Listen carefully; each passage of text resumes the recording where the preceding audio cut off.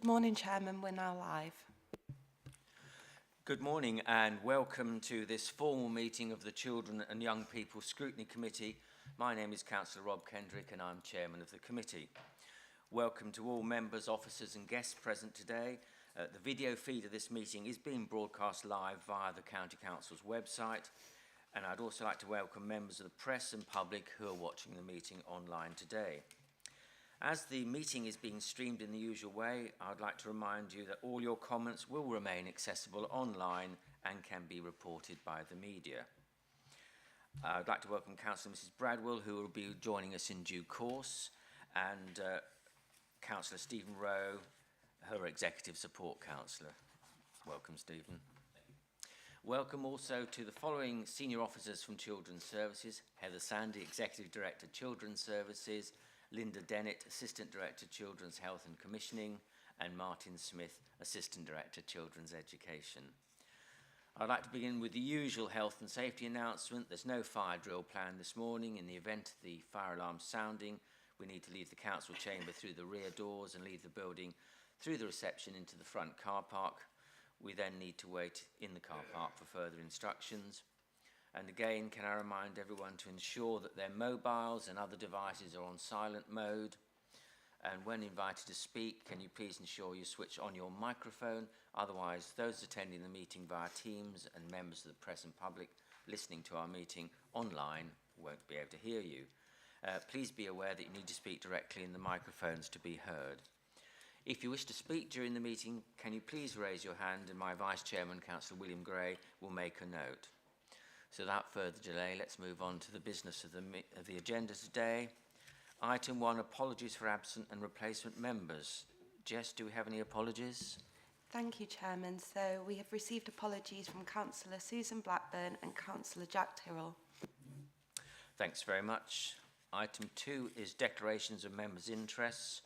Members of the committee are reminded they need only declare any relevant interests which have not been declared on their declaration of pecuniary interest forms.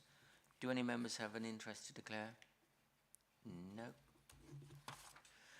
We now move to item 3, minutes of the Children and Young People Scrutiny Committee meeting held on the 3rd of March 2023. This is to confirm and sign the minutes from the meeting of the committee held on the 3rd of March as a correct record. Do I have a proposer? Councillor Sear, and a seconder, Councillor Smith. Thank you very much.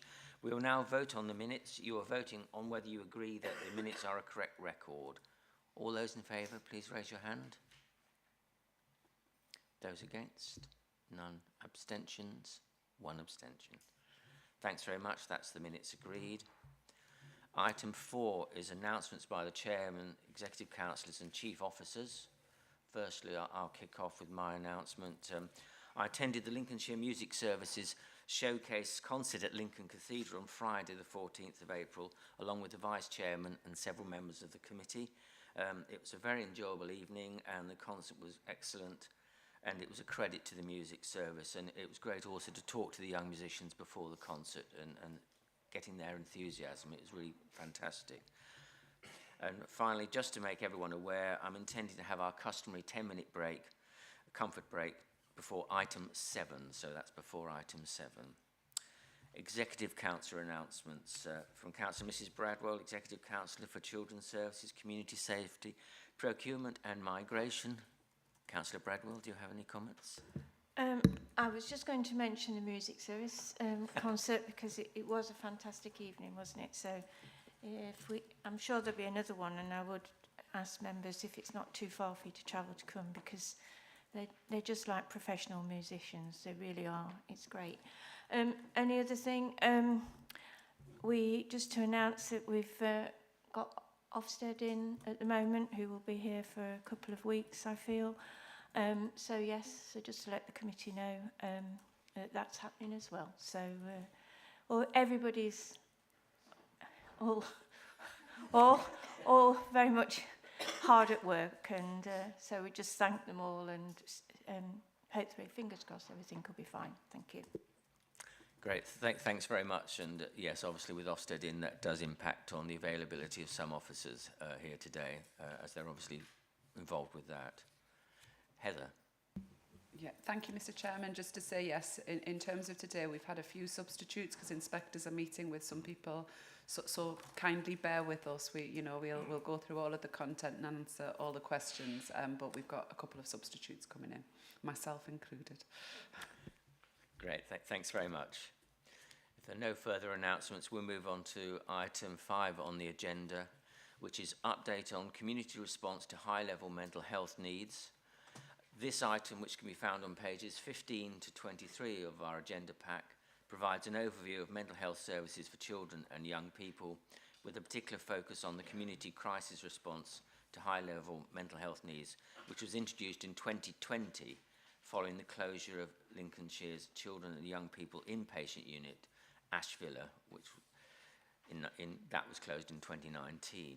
This item was requested by the committee at our meeting held on the 21st of October 22, and the actions required of us are to review and seek assurance on the community crisis response for children and young people who experience high-level mental health needs.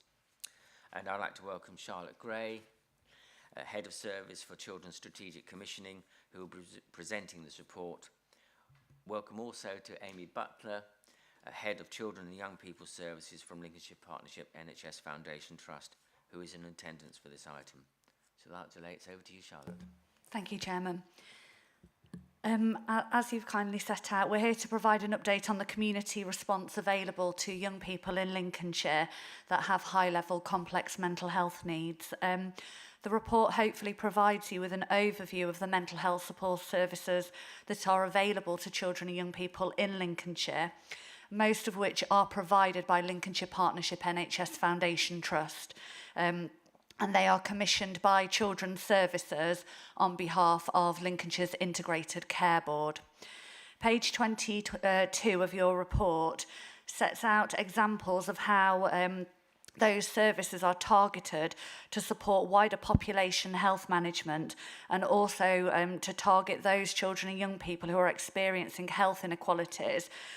So for children and young people, this would include care-experienced young people, those with complex health needs, and children living in areas of significant deprivation. NHS England are responsible for commissioning inpatient services. That isn't a local area responsibility. Lincolnshire had a 10-bed general adolescent inpatient unit, Ashvilla, that was closed in 2019. This was closed for a number of factors, including that the building itself was unsuitable and non-compliant with NHS specification requirements for adolescent inpatient provision. NHS England moved to a model of regional provider collaboratives, and if a child now needs to access an inpatient service from within Lincolnshire or within the region, so for Lincolnshire children, LPFT would assess and refer that young person through to the provider collaborative, and a place for them within an inpatient unit within the region would be sought. Because Lincolnshire doesn't have a unit, a CAMS crisis and enhanced treatment team was established. Page 17 of your report sets out what the crisis, what that team offers. This is part funded by the Provider Collaborative and the Integrated Care Board in Lincolnshire. That service aims to prevent admission of our young people into inpatient services by supporting them in the community. And it also supports young people who have been in an inpatient unit upon discharge back into the community in Lincolnshire as well. The report hopefully demonstrates some successful impact of services. In terms of the services for children and young people with complex mental health needs, in 2021, the crisis team kept over 97% of accepted referrals out of hospital. And despite us seeing some local rises in the need for young people to access inpatient provision, Lincolnshire has and continues to have lower than regional and national averages of children and young people in inpatient provision. During the pandemic, we can see that Lincolnshire's urgent and emergency response rate was also better than national averages. That being said, and I'm sure members will be more than aware, there are challenges within mental health services. That is a national issue. It is also a local issue too. We've seen increased demand for services since the pandemic, and we're seeing that young people are remaining open to services longer than they would have been previously, which means that there's a reduced rate of discharge from services, which, as I'm sure you'll appreciate, then has an onward knock-on to the capacity that is available within the workforce. A workforce like other workforces, which is also has some challenges, particularly for highly specialist roles such as psychologists and psychiatrists, in terms of attracting them into the workforce. The crisis team itself have seen increased referrals of 24% since the pandemic, so that is notable. And we are seeing some vacancy challenges in one of the crisis teams in the south, although there are business continuity arrangements in place to try and ensure, obviously, that children who are in mental health crisis are receiving a fast and responsive support, obviously given the priority of their needs.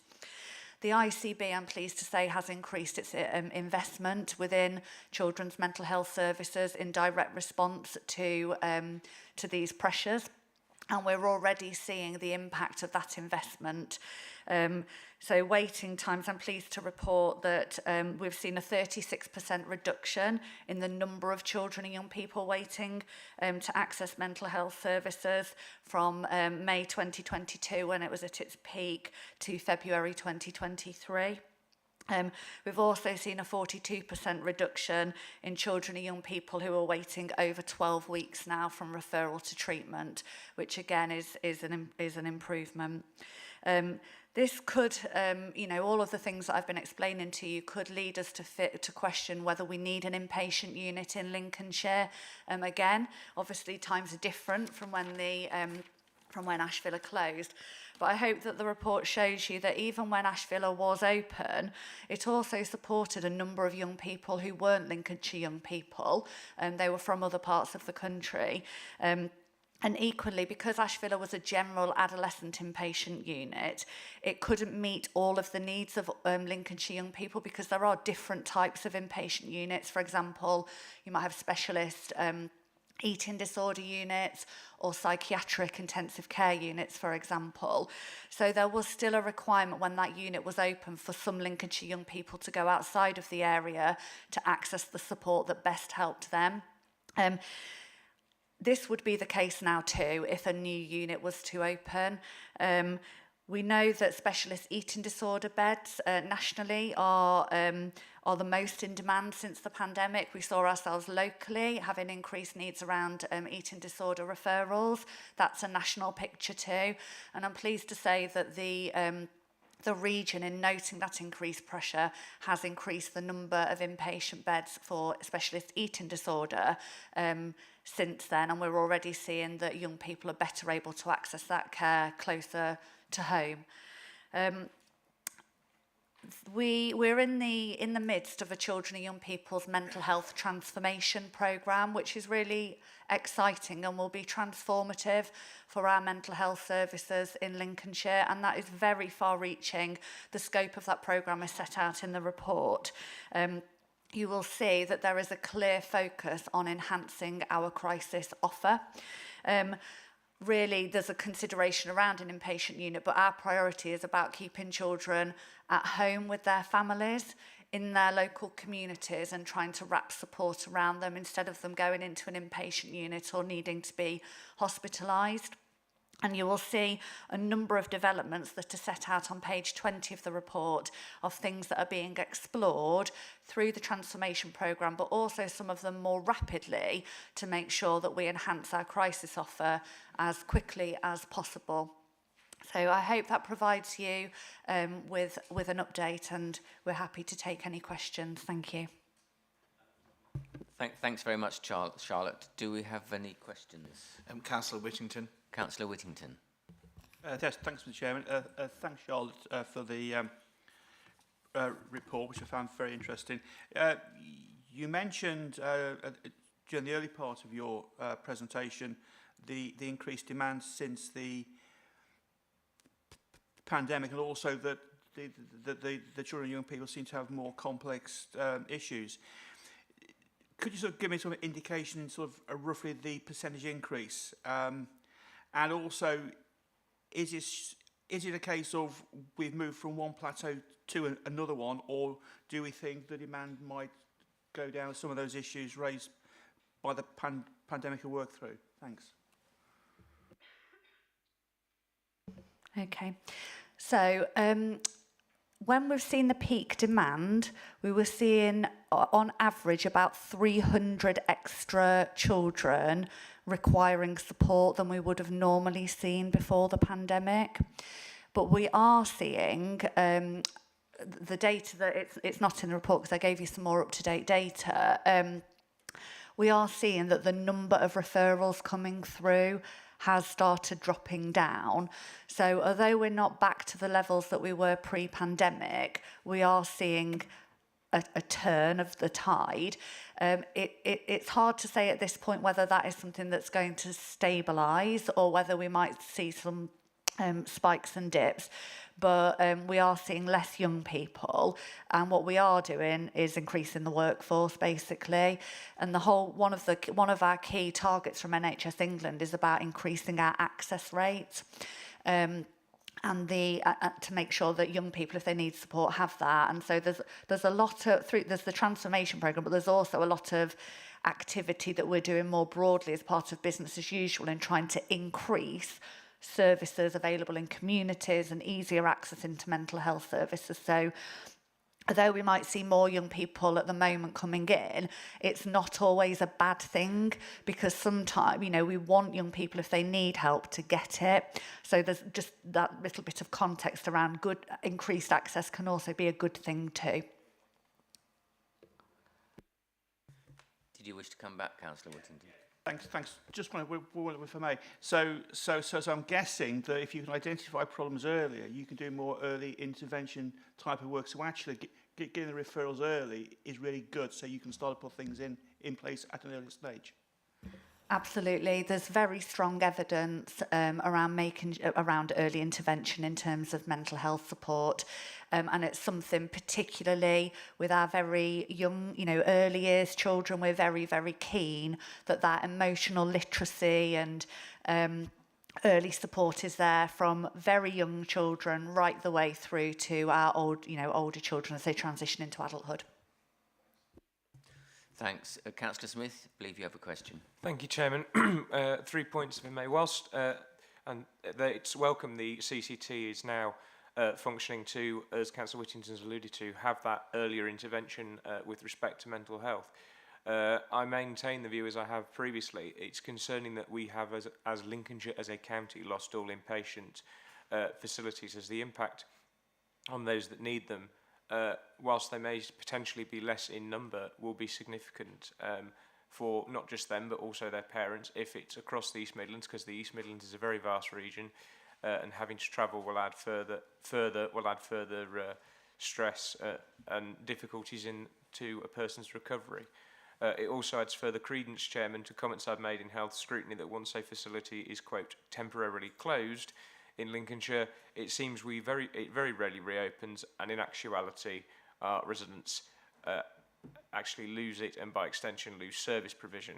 Secondly, Chairman, the paper makes reference to inpatient numbers per 100k, and it states the national average is 89.5 and Lincolnshire's is 75.1. Does this factor in our lower population of children and young people per 100k compared to the national picture? And if not, Chairman, we must be careful not to give ourselves a false positive news story when the reality may well be different. And finally, Chairman, excuse me while I move the laptop, we have to ask the question, what external factors is causing the prevalence of mental health issues to rise in our young people, and what can we do to prevent such external factors causing further rises? An example of the time bomb we're sitting on, Chairman, is the following statistic which I found from Mind after doing a quick Google search. Whilst accepting that these relate to adult men and women, I'm sure a similar comparison could be made for children and young people.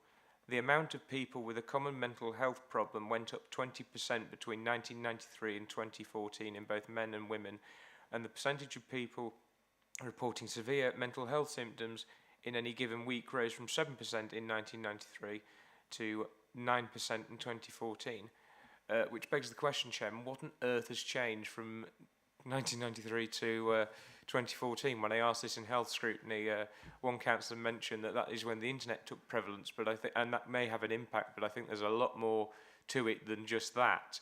There's obviously something going on that we are either aware of and haven't changed, or there's something we're not aware of that's changed societally or in people's lives that's causing this, because we're sitting on quite a large time bomb, Chairman, and if it goes off, we're going to know about it, because it's going to affect, as I've already said, not just our children and young people, but also adults as well. And if that's the figure for adults, I could imagine it may actually be worse potentially for children, with the prevalence of mental health, and also being more open about it than the potentially than the adult population, because they have come up from different societal norms when it comes to discussing mental health. So that figure may actually be higher in percentage terms, Chairman, but we do have a really big problem on our hands if we can't get that down.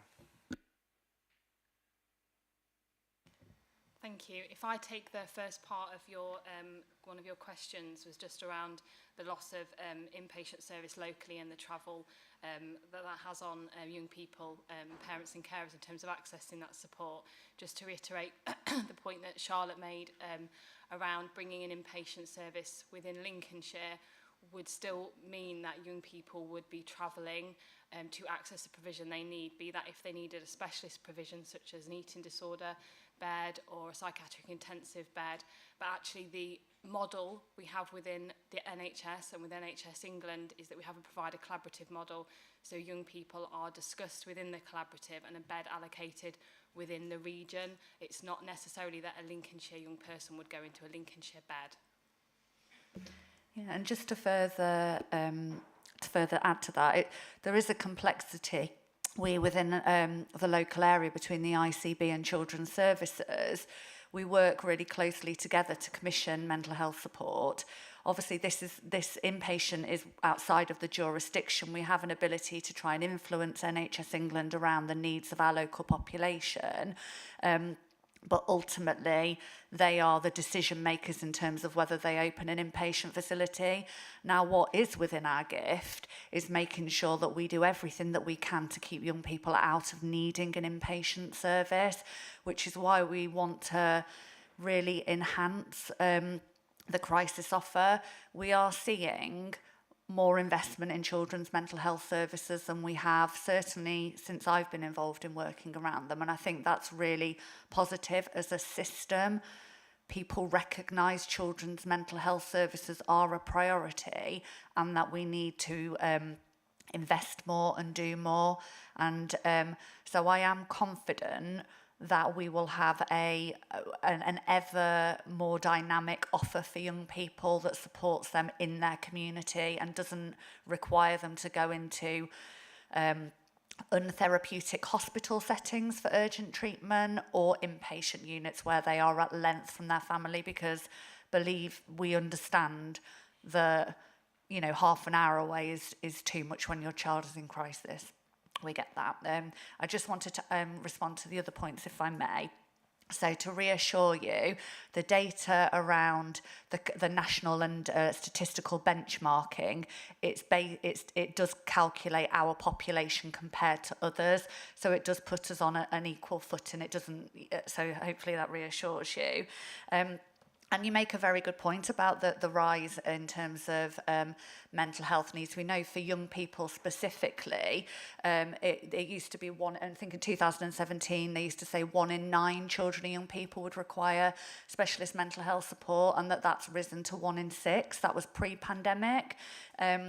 And the NHS Federation's report since the pandemic noted that about another 1.5 million children and young people across our country will require specialist mental health support as a consequence of the pandemic.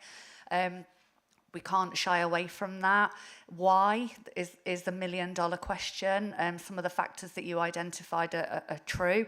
That we know that there is an impact around some exposure to to social media, for example, but the highest prevalence, the reasons why young people are referred to us are mainly for anxiety and emotional based disorders. I think there's something around it's more talked about, it's more seen, therefore people seek support, whereas perhaps more people suffered in silence before. But I think there's a lot of research going into the why, isn't there, Amy? I don't know if you want to add anything to that. Yeah, I mean, I suppose just to add to what Charlotte said, I mean, there is I would say, a better awareness, and society are much more educated now in terms of recognising and responding to mental health needs. And as a result, we've seen that rise in children's mental health. And just to echo again what Charlotte said, that we're really proactively wanting to increase access and support for young people, to be able to support them when they are identifying mental health needs, but to do that as early as possible. And also, I think as part of the transformation programme, we are really keen to do some preventative work around keeping young people well within their community, not about reacting when they present with mental health needs, but how do we keep mental health well? We all have mental health. How do we keep children well and build them into resilient adults? Did you wish Come to back, Chairman. If you could keep it brief, Councillor Smith, please. Thank you. Thank you, Chairman, for your indulgence. No, I entirely take the point that Charlotte's made, and it's vital that the work in children's goes on. I, through bereavement, when I lost my father at 15, went through that system, and it very much was a Cinderella service within a Cinderella service. So to hear that there is more investment is very much welcome. I take the point on the collaborative model, but I said from the outsider looking in, that is a bit of cold comfort if you're the one that has to travel outside of where you live. But I take the point, and I think the why, as you said, is the $1 million question. And I think the prevention, while people are talking about it much more than say when I was a small boy, because certainly as a male, it wasn't the done thing, and that's only right that we're more aware and self-aware.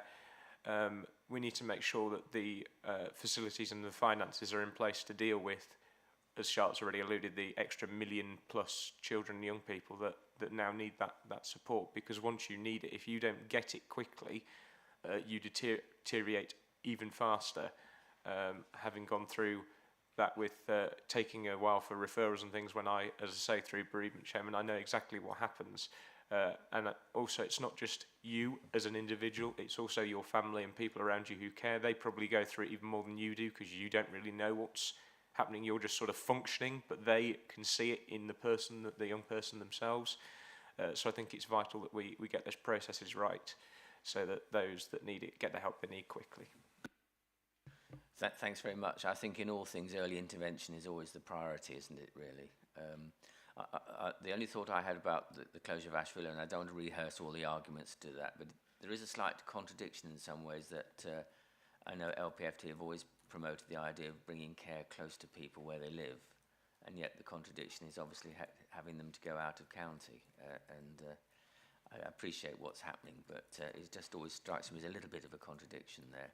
But early intervention is obviously the best way forward, isn't it? And that's great. Do we have any further questioners, Councillor Gray? Councillor Mrs. Kelly. Councillor Mrs. Kelly. Thank you, Chairman. It's basically just a little bit more information. When you said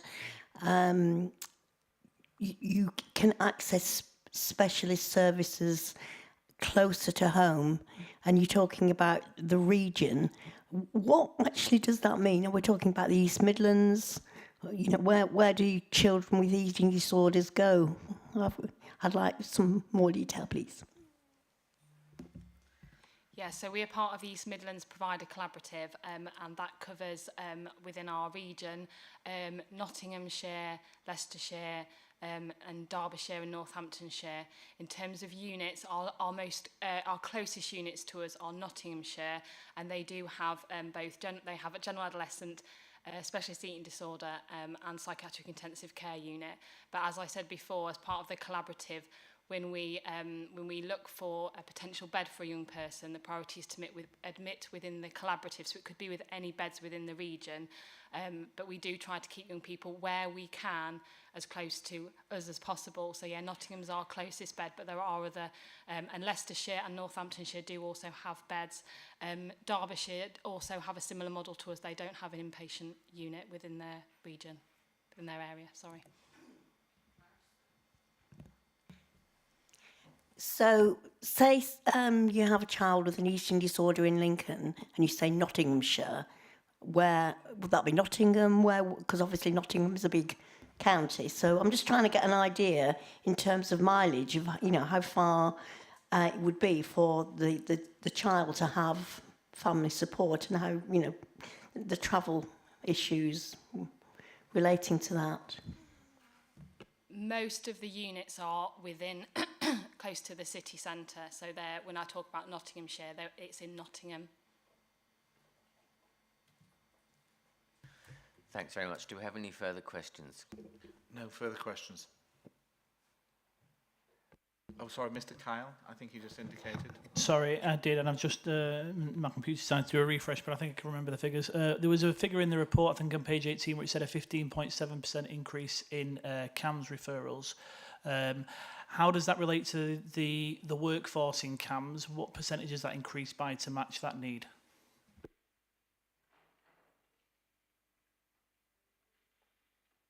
Amy will cover the workforce. So that was specifically during the pandemic. So pre-pandemic, we'd actually seen a reduction of about 5% since we'd had Healthy Minds into CAM services, which was faring very well. 15% increase lower than national increases. So that happened rapidly during the pandemic. The workforce couldn't be scaled at the pace that the increase happened, given where we were with what was going on. I think subsequently, do you want to talk about workforce position within CAMS? Yeah, I think it's fair to say that we're very fortunate at the moment. We've seen a significant increase in investment in children's mental health services, and that has correlated to an increase in our workforce. We tend to find there's a lag of that increase, and that's usually by about 12 months, and a lot of that is due to the fact that we have significant workforce challenges in Lincolnshire around children's mental health. But to echo, that is not just Lincolnshire, that's a national issue. What we're doing in response to that is looking more differently at how we recruit into our children's mental health workforce. So, for example, training up staff rather than looking for qualified staff within Lincolnshire or out of Lincolnshire, actually doing programmes of work to train staff up. Part of the national initiatives such as mental health support teams already does that, but we're doing that same approach within our mental health, specialist mental health workforce as well. Thanks very much. Councillor Mrs Bradwell, I believe you will. Yes, I just want to come back on the comments regarding Ash Villa, because I do remember, I go back a long way, I'm getting very old, and I do remember when that was closed, and a lot of thought was given into the closure of that ward, I suppose you could call it, but at the end of the day, it was sort of thought the best thing for young people was for them to go out of county, because that was a very old, that ward had been there for years and years and wasn't able to really look after young people as they need looking after now. And we all know that many times, even with our hospital in Lincoln, the county hospital in Lincoln, very often if you have something that's seriously wrong with you and you need specialist support, you have to go out of county. Now, we don't probably like that, but that is the way that we now get specialist support. So at the time, and as I say, I was part of the discussions about it, but it was all about getting the best care for these young people who are quite poorly when they are having to go into hospital. So, yes, it was a sad day for Lincolnshire, but actually, I always look at the young people. In fact, if it was my own daughter, I'd want the very best. And I think that's what we are able to offer now, although that's at a distance, but many times these young people will come back and receive services in county. So I just wanted to explain how it all sort of happened. Thanks very much. Councillor Whittington, did you indicate you wish to come back? Thanks, Mr. Chairman. Just a couple of points from the discussion. You mentioned we're training in-house staff. Just give you an indication of how many and how much that's likely to cost and where the fund is coming from. And the second one is probably something I should have asked earlier. When I was referring to the increase in demand, what's the split between male and female? And are there specific conditions that affect the sexes differently, if that makes sense? Thank you.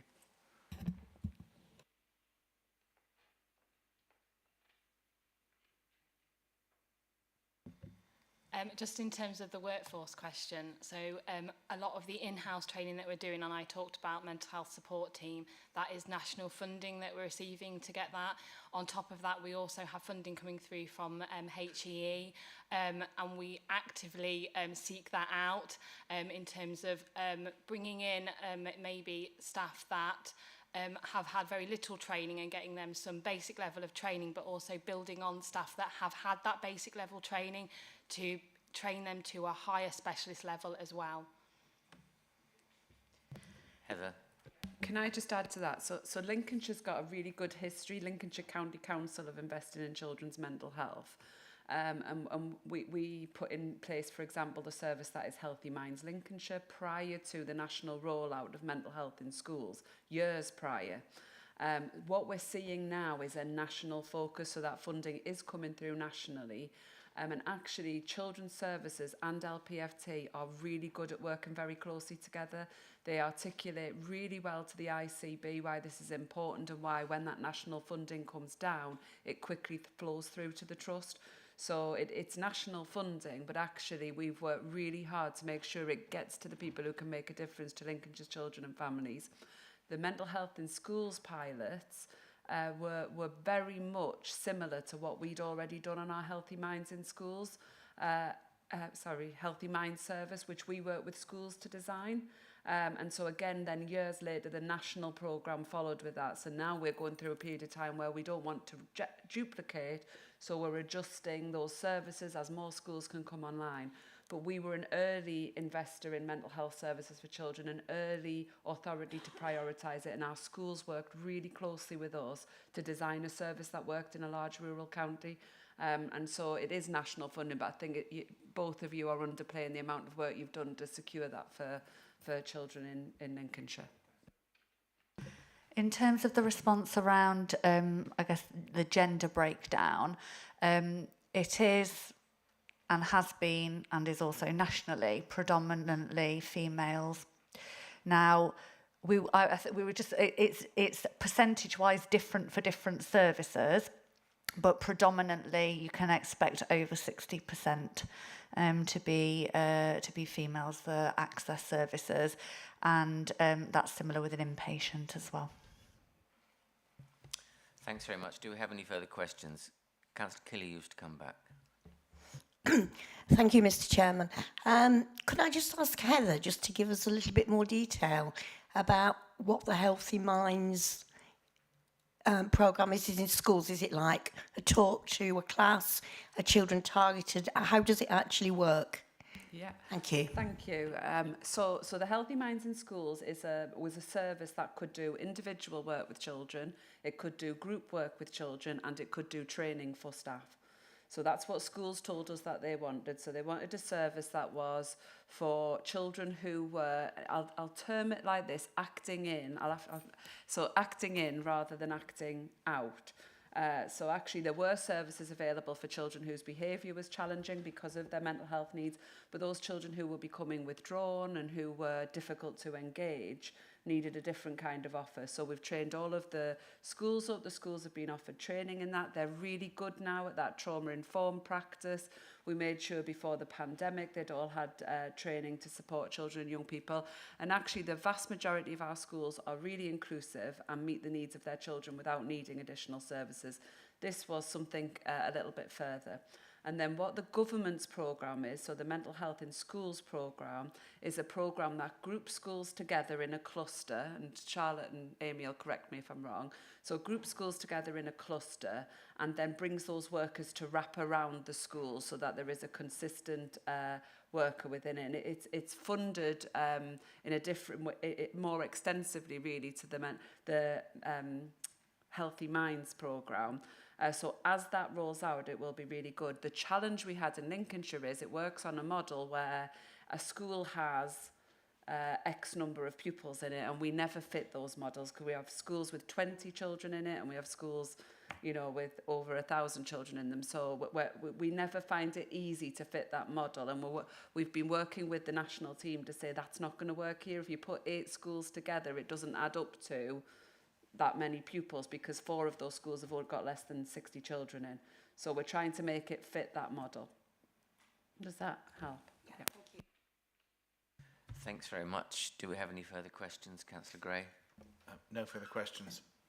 Thank you. I therefore propose that the committee has reviewed and been assured on the effectiveness of the community crisis response provided by the CAMS Crisis and Enhanced Treatment Team for Children and Young People experiencing high-level mental health needs, and that we receive a progress report on the Children and Young People Mental Health Transformation Programme at a future meeting. And I think that would be very useful to have that at a future meeting. Can you please raise your hand if you agree with that proposal? Thank you, that's agreed. And on behalf of the committee, I'd like to thank Charlotte and Amy for your attendance and answering all the detailed questions we've had this morning. Thank you very much. And just before we move on to item 6, can I welcome Philip Clark, who is the Deputy Police and Crime Commissioner this morning, who's just joined us. Thanks very much for coming. We'll now move on to item 6, which is care review. This item, which can be found on pages 25 to 35 of our agenda pack, provides an overview of the government's response to the care review, which was published in May 2022. The government's response to the care review was published on the 2nd of February 2023 and consists of 3 consultations that are currently live until the 11th of May. The report also provides commentary on Lincolnshire's current position in relation to the proposals, and the actions required of us as a committee are to review and comment on the overview of the government's proposed response to the care review and the opportunity to feed into the 3 consultations by the 11th of May. And with that, I'd like to invite Heather Sandy, Executive Director of Children's Services, to present this report. Over to you, Heather. Thank you. Thanks, Jess. Can we go to the next slide, please, Jess? Okay, so I'm going to talk you through this review. It's a really significant review and really being seen as a once-in-a-generation review for children's services. So it follows those 3 reviews that you can see at the top. So one was the independent review of children's social care by Josh McAllister, and we brought that here. One was the national review into the tragic murders of Arthur and Star, which you'll recall. And the last one was a review by the Competition and Markets Authority into children's social care placements, looking at competition.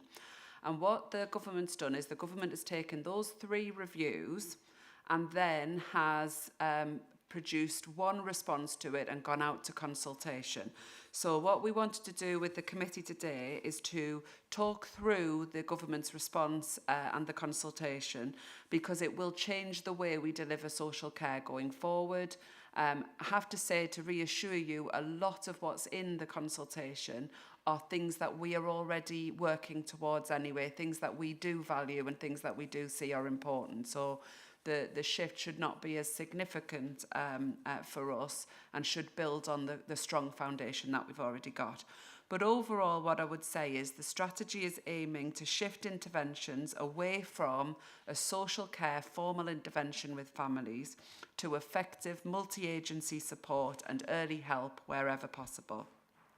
The reforms are going to take place through a series of phases over the next 2 years with a small group of local authorities before being scaled up across the whole country. So they're going to work with some authorities to look at how this, what the effect of implementing this is before scaling it up. Thanks, Jess. So there are 6 pillars to the action plan that the government's produced. So the first pillar is around family help, and it's seeking to ensure that we get a wider range of professionals holding cases that are currently only able to be held by a qualified social worker. Again, what I would say in Lincolnshire is we already work really closely with our schools, with our police colleagues and with our health colleagues, with our health visiting team, and we already have what we call Team Around the Child, which is early help. So we're already seeing professionals in Lincolnshire working in a partnership way and undertaking their responsibility to deliver support for families. What this is wanting is to see some more formalisation of that and to consider how could that be done at some higher levels as well. And how do we fund that? That's important as well. So Pillar 2 seeks to implement the multi-agency child protection system. So that's about new standards for how we work with each other in partnership. The statutory partners currently are police, local authority, health, and not education. And the government's really keen to make education a statutory partner. One of the challenges around making education a statutory partner is in all those other 3 organisations, there's a chief executive, there's a lead officer for children. Schools obviously don't have that, and they don't have one person who can make decisions on behalf of all schools because each head teacher has their own delegated responsibilities. I have to say in Lincolnshire, our schools do collaborate really well and have done for a long time. Very often, if we need to make changes, we're able to use different formats such as schools forums, such as the Lincolnshire Learning Partnership Board, our CEO's board, so we can work with schools to get a consensus about how we should do things. And that's how we've had success in implementing services that schools wanted in the past. But the government wants to look at how they can involve schools more and be clear about the role of education in supporting children at that early help phase and beyond. So it'll have clearer roles for safeguarding partners. Pillar 3 sees a change to expectations around family networks. So this is where instead of looking to bring a child into the care of the local authority, we work with the family network to identify a family member who could support that child, and then we put in place the right support around them, including the financial support, potentially the accommodation. So if there's a family member who could take the child but they don't have enough bedrooms, for example, how can local authorities be enabled to make that happen? Because we do know that where children are placed with a family member, that usually is a lifelong connection. It's someone they've known all of their life.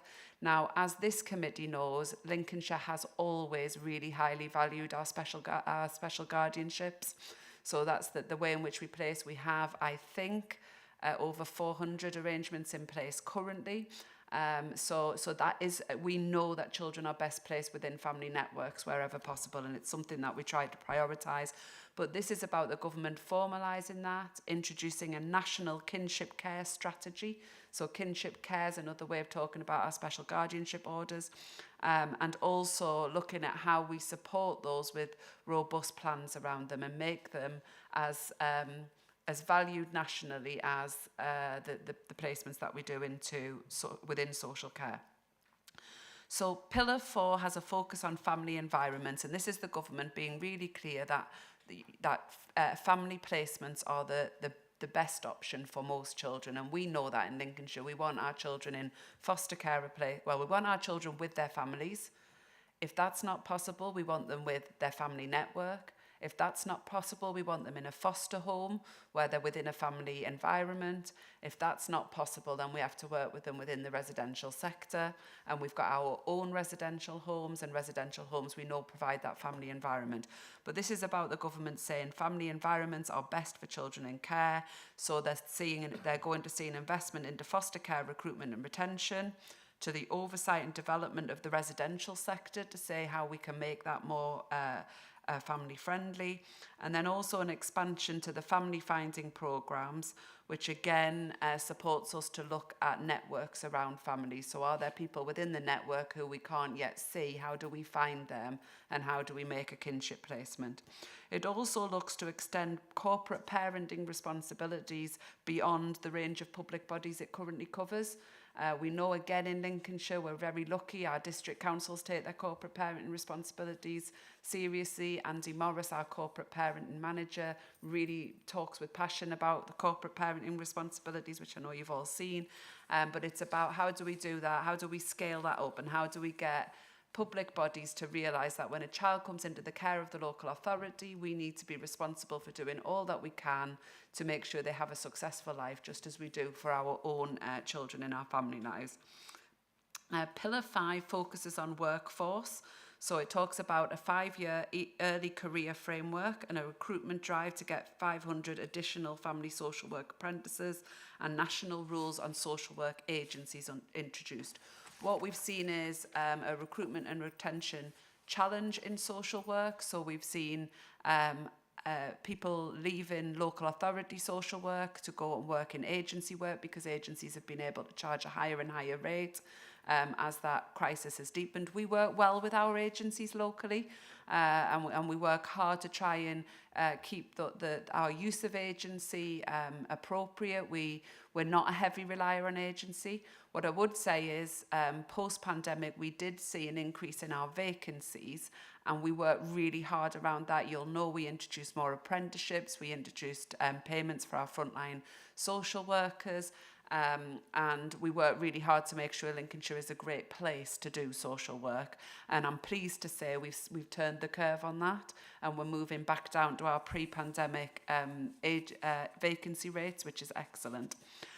Pillar 6 seeks to use better use of evidence and data. So it's about a social care framework and data dashboard that will allow us to more easily compare. Very often when we're comparing local authorities for anything outside of formal social care, we're talking about apples and pears. What I describe as early help is different to what a DCS in another authority might describe as early help. So the DFE is also looking to really develop an improvement evidence base for what works to support what they're describing as persistently requires improvement authorities. So in authorities that can't quite get to good, they're not inadequate, but they are struggling to get to good, how do we really understand what will make the difference in those authorities? And we're really interested in that because, as you know, we work as a partner in practice with the Department for Education, supporting other local authorities on their improvement journey, and we find that a really excellent thing to do in terms of our staff and our own services. So as you'll see on the screen somewhere, just previous slide for a second, Jess, sorry. So the first 4 pillars will form part of the Family First for Children Pathfinder programme. That will see 3 local authorities pre-selected and put onto that programme, and then a further 6 to 9 will be selected through a bidding process. So those local authorities and their police and health partners will be funded to come together to look at how we implement this and how we do that. And we'll get support from a delivery partner at the department and an evaluation partner. Another 9 will be selected through bidding. So they're looking for strong authorities who can implement this as we move forward. And, you know, Lincolnshire would be really interested in being part of that programme. As I'm sure you'd expect, we like to lead on innovation. 2 local areas will be selected to work across the health, justice and the third sector to look at the regional care cooperative pathfinders. And that's looking at what if we didn't commission care as Lincolnshire, what if we commissioned it as the East Midlands? And at the minute, that's not something that we would be putting ourselves forward. And we would want to understand how that would impact on the amount of work we put into local care for local children. Thanks, Jess. So those are the 3 separate consultations that come together to form the response of the government to those 3 reviews. So we've got Stable Homes Built on Love, we've got Children's Social Care National Framework, and we've got the Agency Social Work Consultation. We've worked with all of our teams to help them to generate our response. We've also worked with the Association of Directors of Children's Services and looked at their response. We broadly welcome these developments. We definitely welcome the increased funding that is likely to come with it. And we're very hopeful that the Department for Education will be able to secure the wider rollout in the next spending review. The next slide is far too small for you to see, but what it does do, which I don't think you'll need, is it talks us through the milestones of the reform programme, which aren't too necessary for this committee. Thanks, Jess.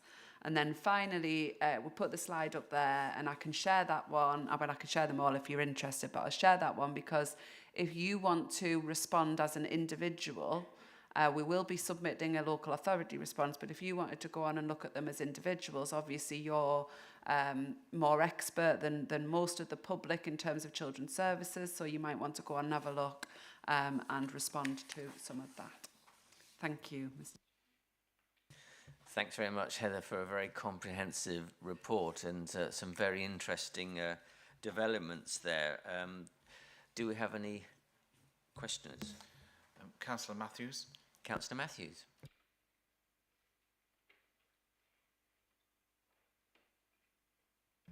Thank you, Heather, and thank you for your commentary within the paper. I struggled to understand some of the technical issues that you spoke about, which obviously you know, they're your daily bread and butter. But it looked to me as though any differences between our practice and the recommendations were purely that technical, that they were a service named by something different or pointing in a slightly different direction. And I got the impression that we're very, very close to where these recommendations are pointing at the moment, with the exception of those technical differences. How wrong am I? Thank you, Councillor Matthews. I'm trying to think how to answer this. So some of what we need to do would require legislative change, and some of what we need to do would require our partners to work, for us and our partners to work in a different way, and that would require funding. So what I would say is, I think in terms of our principle and our values, we're really aligned to all of this. We work in this way. We believe in early help. We believe in working with families. We don't currently have funding for packages around our SGOs from the government. We don't currently have funding into our police to work in the multi-agency way. We don't have funding into health to work in that way. So I absolutely agree. The principles of this we're aligned to, and we're working in this way in the very best way we can, which I believe to be, we're doing that stronger than lots of local authorities. But what we would need is some of the legislative change and the funding to allow us to work with partners and allow partners to work in that way.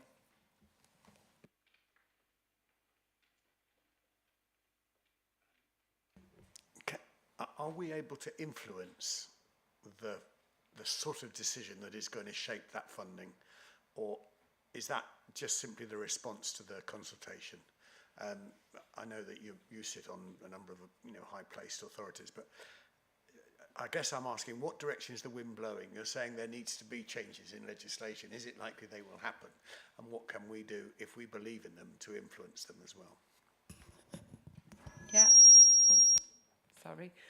Thank you. So we have been working really hard to make sure that we're influencing those changes. So we work through ADCS. I think the response from the government, in fairness, has listened heavily to local authorities. I think the proposals, ADCS worked really hard to shape those proposals with the department.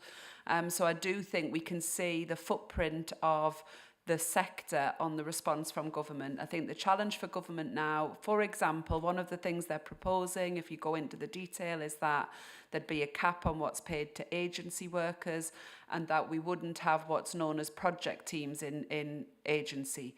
As you would imagine, the response to that's been very split. So those who work for agency and earn a higher rate don't want that to happen, obviously. They've chosen that route for a reason. And local authorities and those who work for local authorities do want that to happen, so that funding stays within local authorities for the benefit of the children and young people. So there's some bits of it that I think the government will have a tricky time when they've got all of the consultation answers in, because it's a little bit divisive. The majority of it, I think they have lots of sector support for, lots of local government support for, and so I think we've done the influencing that we need to do. if we're selected, then we'd have a lot more influence, and we would be one of the 3 that are working to shape up what that looks like. But they're likely to be announced in May. Thanks very much. Councillor Wright, you have a question. Thank you, Chairman. Yes, it's about the mandation of education into multi-agency. At the last meeting, I asked questions of Stacey and Chris with regards to domestic violence and children being recognised. Now, having just done my extensive CPD course, again, I'm still a little concerned about children that can fall through the cracks. So, for instance, from a justice side, there can be requests through to children's services, are they known, without really a declaration of why the question is being asked. So if they're not known, they're not known. The fact, and unless there's a report that's maybe from the police that children have witnessed it, then again, they might fall through the cracks if there's no mention of that. So I could have asked this under mental health as well, about early intervention. But obviously schools will pick on behaviour of children, which won't be seen or possibly not seen by another agency. So I think it's important that schools are involved, but also that we still do work with regards to both the mental health of children in domestic abuse situations, and that we recognise that actually there is a big problem there. I know it's a lot of work, but it's work that needs to be picked up, because not only is their mental health and their well-being at risk, unfortunately, a lot of victims go on to be perpetrators, so it's a never-ending cycle. So I just wondered, you reported that the government said about education being involved, but do you agree with that, and do you think it's going to bring something useful to the partnerships? Thank you. Thanks, Councillor Wright. So just to be clear, schools have statutory responsibilities around safeguarding already, and they do, in Lincolnshire, they fulfil those duties and more. You know, they get involved in early help, they do team around the child, they lead the majority of our team around the child. We are the envy of local authorities because our schools take very seriously the well-being of their children and that early help part, and they recognise that that is best done by somebody they know in their school environment. In terms of domestic abuse, we've got Operation Encompass. So Operation Encompass sends an email to every school when there is a child who is present in a home where there is a domestic abuse incident.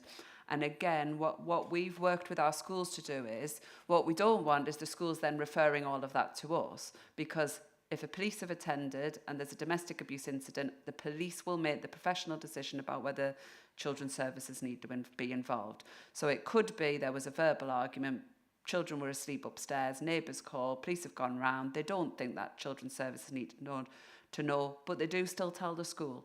So they tell the school and they let the school know, actually, we attended this house last night. They don't go into any details. Schools don't get, you know, it's not, and it's all obviously GDPR compliant. But what that does do is allow schools to check in with that child in the morning, potentially check in with that mum or dad, see if they want to come in and, you know, have a coffee. The parents know the school are going to know. So that whoever's dropping off, they can say, was everything all right? We see there was an incident last night, and parents don't have to share but can. And so it allows that join up with schools through that Operation Encompass. Where parents don't give a school name, that comes to us and we do the triangulation, and we can work out usually where that child is at school, and we can let police know because police have that data sharing agreement. What this process will do, will bring that, will formalise it. So what we have in Lincolnshire, again, is on the back of working with a fantastic group of head teachers and designated safeguarding leads who deliver really, really great services for children. Other authorities have battles around that, and so services are missing more. And this will start to say, well, actually, how do we make that statutory duty part of the safeguarding partnership? I still think the issue around children falling through the cracks, and the Arthur and Starr report really highlights that, you know, unfortunately, that you know, sometimes we don't get it right, and sometimes that has really tragic consequences. And I think you're right, we'll always need to be looking at learning when we have a near miss, learning when something goes wrong, and continue to feed that back through. This, I think, will help because it will make schools' attendance at that forum compulsory. Ours do attend. We have a really great education subgroup, but it'll put them on the executive. and it will bring a big enhancement because they will then be part of the decision making. So at the minute they feed into the partnership, but they don't sit at the decision making level where myself, police and health sit, it will put an educational professional there, which I think would you know, I've always said I think schools are the universal service for children, and I think they are our frontline practitioners and they bring great value. You wish to come back, Councillor Wright? If I could, yeah, I agree. I think the worst thing I ever see is a TV interview where we say we'll learn from our mistakes, because that mistake has been costly.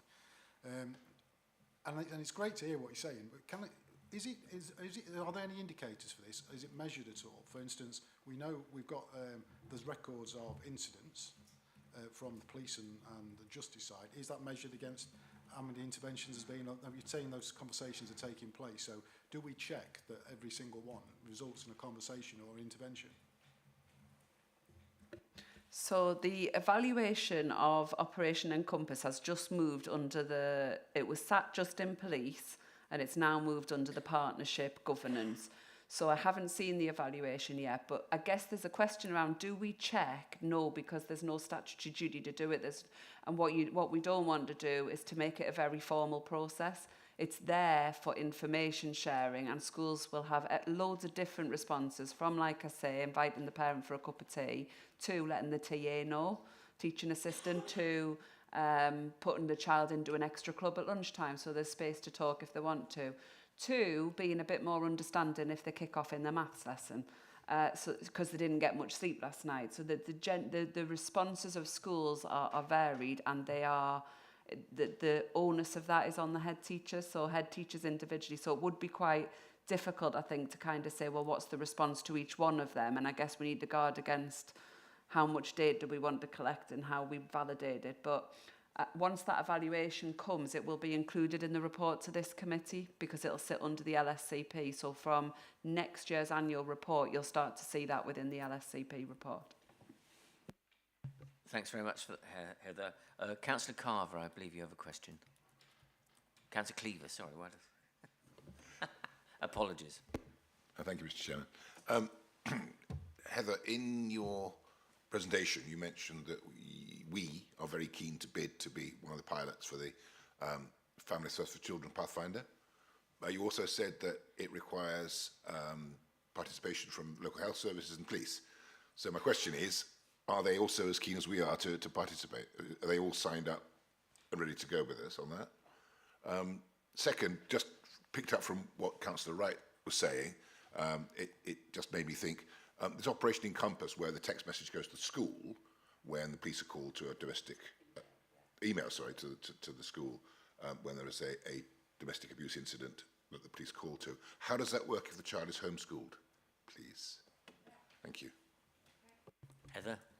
Thank you. So our partners are keen. We've met at the highest level. They're really keen to be involved and come on that journey with us. Obviously, if the child's not in school, that is not emailed to a school. What it does mean is that the police would factor that into their risk assessment. So if you visit, so the police are highly trained around making an assessment of whether they need to do a referral to children's services. So if they know, for example, that child is, I'll just go back a little bit. So the police will make the decision around whether there needs to be a safeguarding referral to children's services, and they will have all of that information there. So it won't happen for children who are electively home educated, and police will make a decision about whether they need to do a referral to children's services. Those normal referral routes, our front door's always open. Thanks very much. Councillor Mrs. Kelly, I believe you have a question. Okay, thanks. Councillor Smith. Thank you, Chairman. Excuse me. Could officers advise what the following means in real and practical terms? And I quote, Law Commission to review children's social care legislation for disabled children with a view to simplifying and streamlining. Because usually when the government tries to simplify or streamline anything, especially around SEND, it does the exact opposite and leaves things in a rather large mess, which then either the council have to sort or parents have to wade through, in my personal experience, Chairman. So could officers go into a bit more detail if possible? I appreciate it's in the consultation, so if that's not possible and it's in the consultation documents, I will have a good look through. But if you can, I'd appreciate that, Heather. Thank you, Councillor Smith. I should say I'm one of the people who's substituting for the person who'd done all of the research, so you're probably reaching the end of my inbuilt expertise. What I do know about that one is we are seeing that as a positive. So currently there's a lot of legislation that doesn't work together, isn't helpful for families, isn't helpful for schools, isn't helpful for local authorities. So, but what I will do is I'll get a fuller response for you, Councillor Smith, if that's okay. Thank you. Thanks, Heather. Councillor Whittington, I believe you indicated. Yeah, thanks, Mr. Chairman. Obviously, Heather, when you were giving your presentation, you referred to the 2 cases of Arthur and Starr and lessons that can be learned from that. Of course, you're probably aware there was the case in Chesterfield only a few weeks ago of Finley, who was 10 months old. So I'm guessing if you've got children that young, they're probably not going to have any real contact with the education process. They're probably not going to be having any contact with the police service because maybe their behaviour is not, obviously, you know. And because it seems to me that we can have an awful lot of really good pillars and strategies and things like that. But when you read through some of those case histories, it just seems that there's been a failure in process, if you know what I mean. And I'm just wondering how, within the whole system, local authorities can have all this stuff and all these strategies and all these pillars, but how do you kind of deal with the fact there may be a breakdown process because a social worker's got an impossibly huge caseload, the parents aren't being willing to communicate. I'm just because it always seems to be with all these cases, it all seems to come down to failure of process. I'm just wondering how all of this then squares back with the actual practical process of protecting these children when issues start. Thanks. Okay, thank you. So for our very young children, we have our health visiting service, and Linda will talk in a little minute about what that means in terms of safeguarding. So professionals are involved normally with a mother before the baby's born, and then post-birth they're involved with health visitors. And then following that, there's GPs, and the vast majority of families, as we know, go through those services absolutely fine. Health visitors can signpost us if there are problems, and I think there were some missed opportunities in those cases. Members of the public can signpost if there's concerns, family members, and again, I think, the reports are really clear, some of those opportunities were missed. So what we've done for those reports in Lincolnshire is we've reviewed those reports, we've looked at our services, we've looked at those reports, and we've said, what's the learning for us? Let's imagine this had happened in Lincolnshire. Would those gaps have been here in Lincolnshire? Do we need to change any of our processes to line those up? We're assured, as assured as I can be. I feel it's really important each time, because I absolutely feel for the families of those children. It's absolutely tragic. And obviously for the professionals who work in safeguarding, it's a really difficult read. But we do carry risk every day. We work with families, we make judgments about what's going to happen, and those are judgments. They're not predictions of the future, that they are judgments that we make.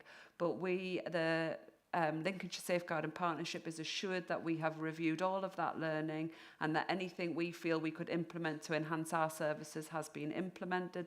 There's an action plan around that. There's nothing glaring. As Chris reported, there's nothing glaring that we need to do, but it is about every time a review comes out nationally, we look at that and we consider that. And in health visiting, there are weekly updates from the national team that we review and say, well, what does this mean for us? So we keep abreast of all of that learning, we look at our own learning, and we ensure that we're constantly refining our services for children and young people. Thank you. Linda, you wish to comment? Yes, thank you for the question. I think in particular respect to the obviously children who are not in school, so there's very, very young children. We have agreed with the police or the health visiting service that they do receive, all the health visiting will receive every notification from the police, the same notification that the schools receive. There isn't the capacity to follow up every single contact, but what health visitors do, obviously that goes onto the child record, and if it's a family that they're already working with, they will usually make contact with that family or make sure that they bring their next contact forward. And because it's actually recorded on the child record, what it does mean is that when they do come into contact with that family, they are alert to the fact that there's been this incident, so they can be very kind of, you know, focused, have those focused discussions on that. And it's every single contact that our health visitors make with families.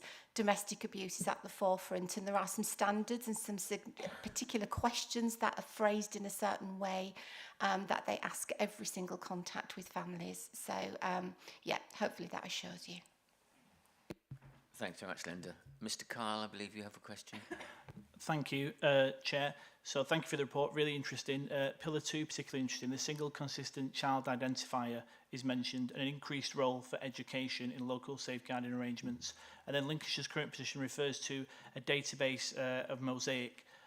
So does this kind of mean that police, social care, health, education may have access to the same electronic system to see the journey of the child as they jigsaw and piece together the safeguarding events to better protect the child or the family at need? Because of course we have Mosaic, but currently at the minute that's not something education can necessarily interact with. Yeah, so no, that's not what it means. So just again, to be clear, police hold data that we don't need to see about adults in a family, and they don't share that with us. We hold data about adults and children that not all needs to be shared with education, just like education has data that isn't relevant to what we're doing. It's about making sure we can identify a child in a single way. So that we have an identifier that follows the child through. So currently we can, so health have a different identifier to children's services. Usually police, they don't use the Mosaic system, that's ours, but usually we work with police and we can talk using a Mosaic number, but it's about how we could streamline that. It's not about opening up families' information to all professionals involved in them. It's about making sure that when professionals who have got that authorisation go onto the system, they get all of the information that they need. So how do you see that single identifier being beneficial should this kind of take off? And is it something we have to wait for if it is going to be beneficial, or is it something we can do anyway? Yeah, no, it's not something we could do anyway. It will require significant investment and legislation to make those changes. And I think we need to see some of the detail come out on that. I think we need to understand that a little bit better. But part of the proposals are that we'd have health and social care and police staff working in a locality. And it's about how do you get all of them people on the same system if they're working in the safeguarding teams? How do we get them all on the same system? And then schools would have their identified teams working in their area. But at the minute, that detail isn't there yet, Martin. Mr. Kyle, sorry. Thanks very much, Heather. Do we have Councillor Matthews, you have a question. I have, and it's been asked earlier by Councillor Wright, but I want to ask it again in a slightly different way, and that's about off-grid children or disappeared children. And I'm particularly interested in immigration and the large numbers of young people who are coming in, if you like, through an immigration process that isn't formalised, who then integrate within their communities within Lincolnshire. Is it possible that we've got disappearing children or disappeared children in Boston, for instance? So I know you've answered this question once, but I want to be a little bit more specific. Yeah, so I think you're referring to unaccompanied asylum-seeking children. So these are children who arrive in Lincolnshire or elsewhere in Britain without an adult with them, and through either the National Transfer Scheme, they're transferred to Lincolnshire, or they're found in Lincolnshire and identified in Lincolnshire. So I think it's a complex question, because I think there's been a lot of press coverage about the disappearing children. All of the children, as far as I am aware, that those reports refer to are over 16. They're between 16 and 18 years old. So yes, I think we will have young people who've come into Lincolnshire who maybe are placed here through the National Transfer Scheme and travel somewhere in the UK, often where they've got family. Some of them tell us they're going to do it, but actually, we can support them to do it if that's what they want to do. We can help them to get set up because they remain a child in care. But actually, we have a process to make sure that we have we go through that and we find as many of those young people as we can. We have care leavers who again will go and live with family, which obviously that's fine because they're over 18. But we try and stay in touch with them and stay in touch with them around the care leaver service. So I think you're referring to over 16s. If you're referring to under 16s, then no, I don't think children are going missing from Lincolnshire under 16.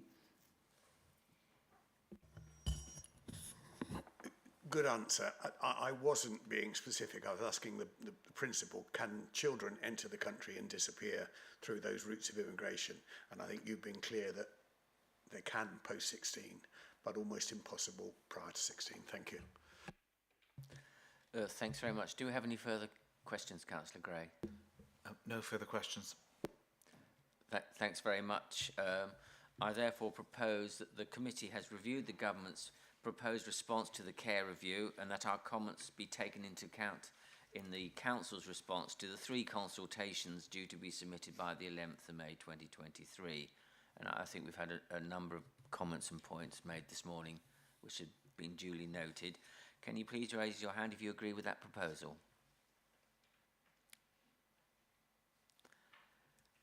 Thank you. I think that is definitely agreed. We will now have our 10-minute comfort break and restart at 11:30. Thank you very much.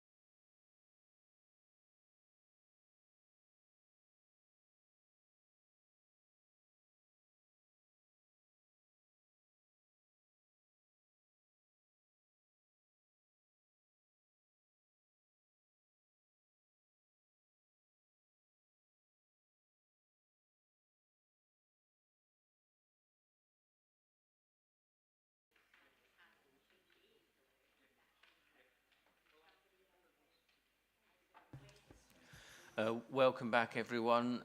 Thank you for your patience. We had a slight technical issue, so the feed was delayed. So we're now back for the next item on the agenda, which is item 7, the HMIP inspection report and outcome, Lincolnshire Youth Offending Service.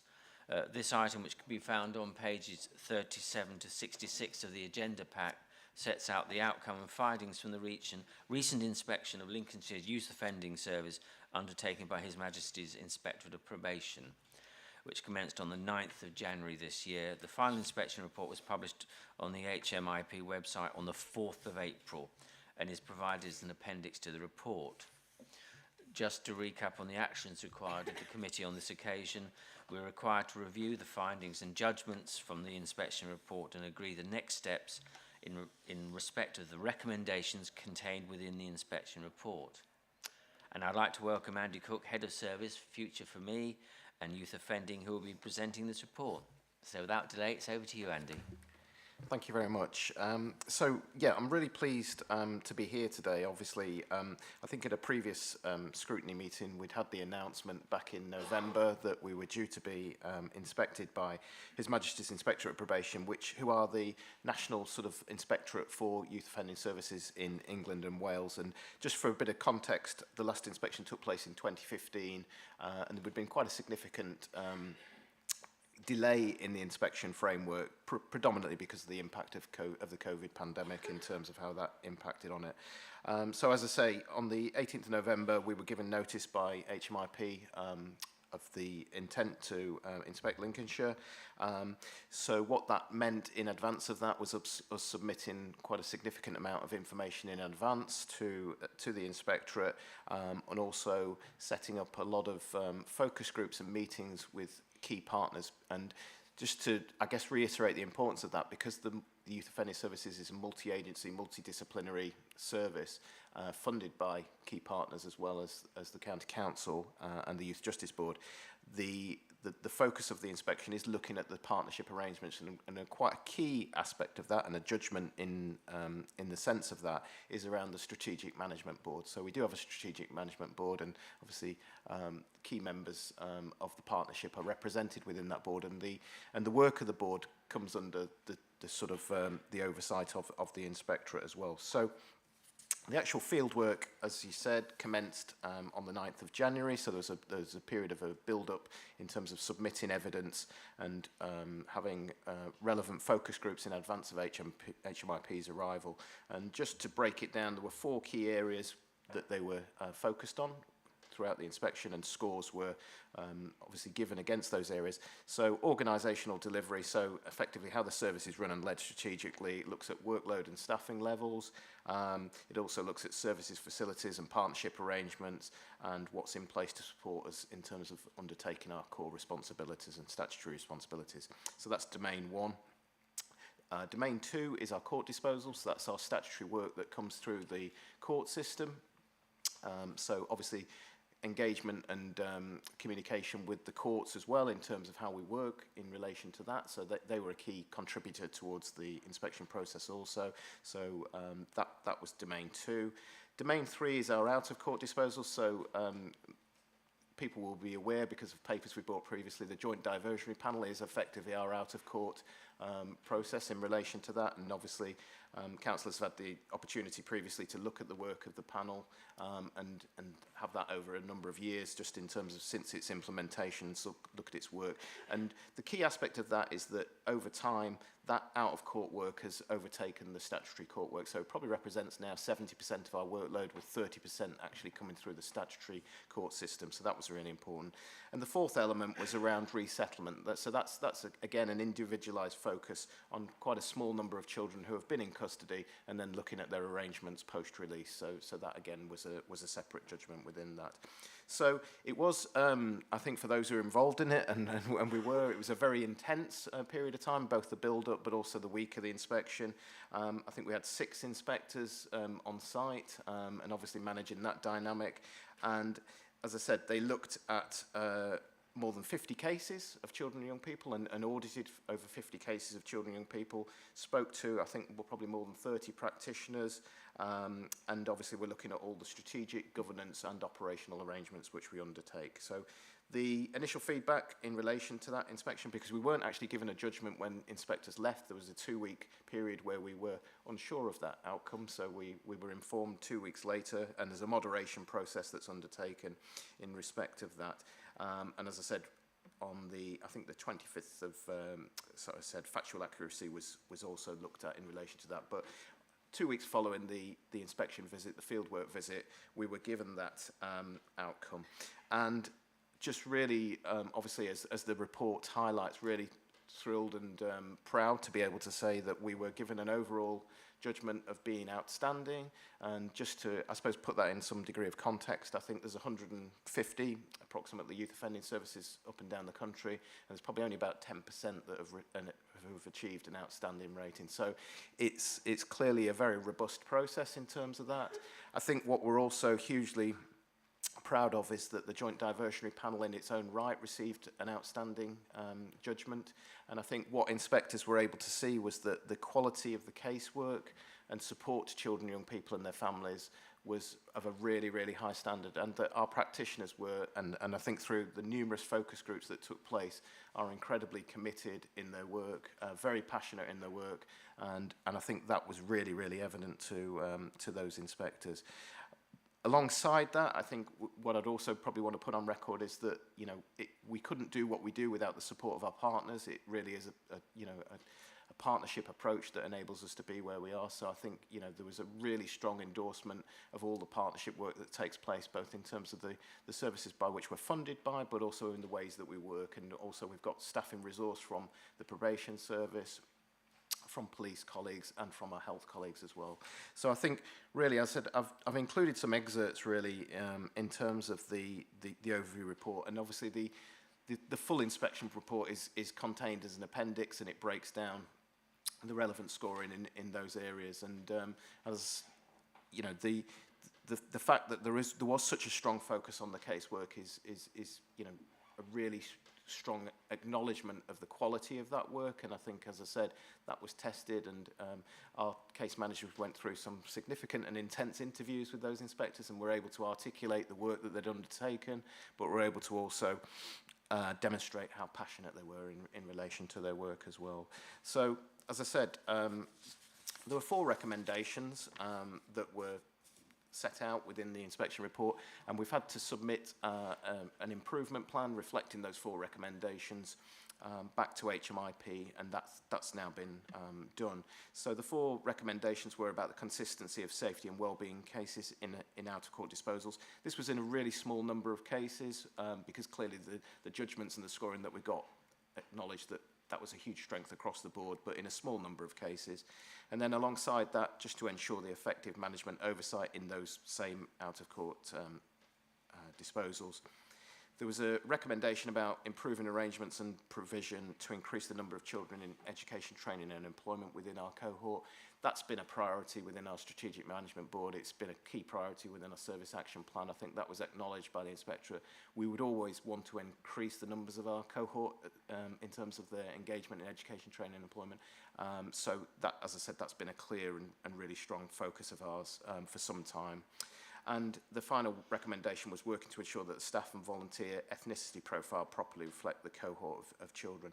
So I think just for assurance for the committee today, it's just really to set out that those recommendations have been integrated within our Service Action Plan. The Service Action Plan has been shared with HMIP. They're also firmly embedded within the Strategic Management Board as actual priorities, so there will be oversight and tracking of those recommendations to ensure that we're on track to achieve them.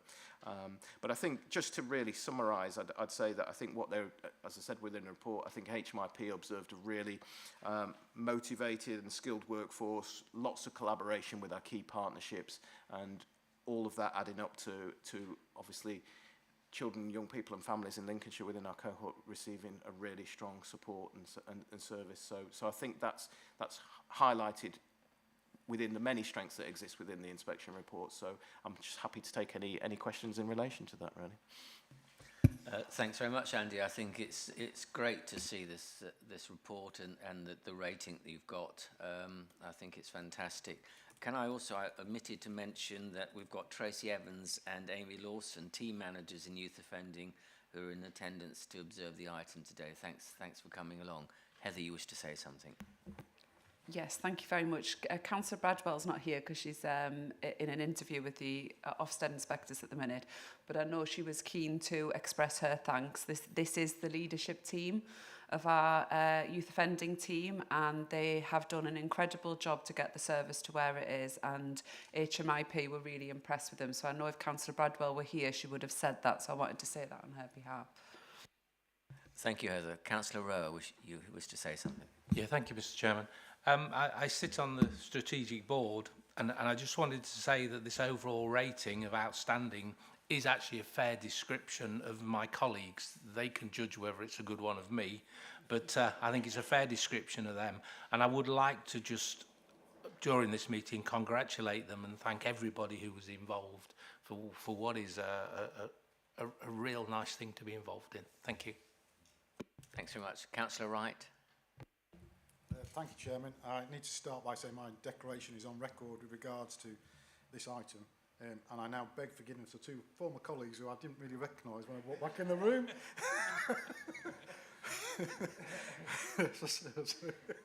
But no, I think it's what's been said should be said, because I think it's fair to say that let's say just many moons ago, this would not have been a report we'd have seen in front of us. So to see the standard it's at now is fantastic. And it's just a one line to say HMIP, but believe me, they can be thorough.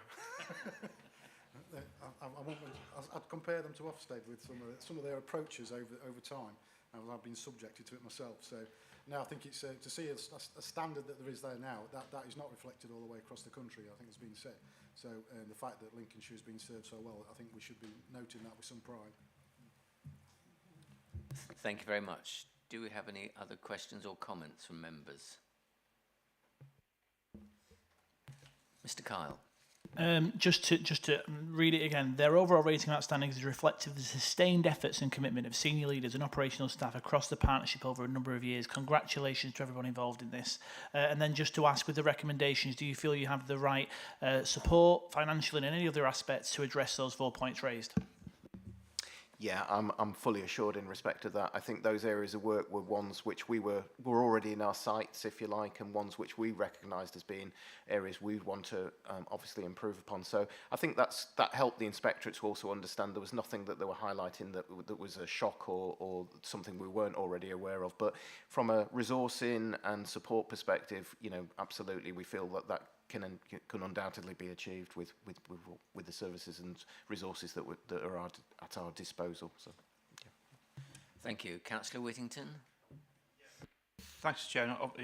I think I've sat on this Children's Committee now for probably about 7-8 years or so, and yeah, we have seen an improvement in the youth offending service over that time. And to get a report like this, which I think has been the culmination of a lot of very hard work by officers, is fantastic. And judging by the fact there's not too many questions from the committee, that most of us seem fairly impressed by it. So I think I'd like to recommend that is it possible for us, Mr. Chairman, to put our formal thanks on the record for all the hard work that all of the officers have done. Thank you. Thank you, Councillor Whittington. I think that's an excellent suggestion, and I'm more than happy to support that. And judging by the nods around the chamber, I'm sure all members of the committee would endorse that. Yes, most happy to support that. Thank you very much. If we have no further comments and questions, no. I think, as Councillor Whittington said, I think we're so impressed with this that and really congratulations to everyone involved. It is really so satisfying to see a report like that placed in front of us, and to know that we've got an excellent service in Lincolnshire. I think that's fantastic. So if there are no further comments or questions, I'll move to a proposal that I propose that the committee has reviewed the findings and judgments from the inspection report, and we record our congratulations to the Youth Offending Service for the outstanding judgment, and it really is great to see that. And we receive a monitoring report in 6 months' time to provide assurance on the progress made with implementing those 4 recommendations contained within the inspection report. Can you please raise your hand if you agree with that proposal? That is agreed. Thank you very much, and thank you, Andy, Amy and Tracy, for being with us today. It's great.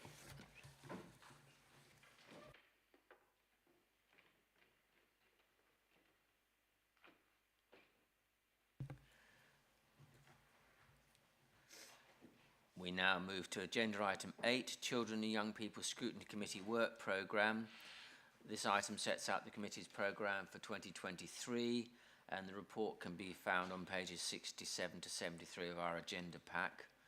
Just to remind everyone, the actions required of us are to review and agree our work programme as set out in the report, and to highlight for discussion any additional scrutiny activity which could be considered for inclusion in the work programme.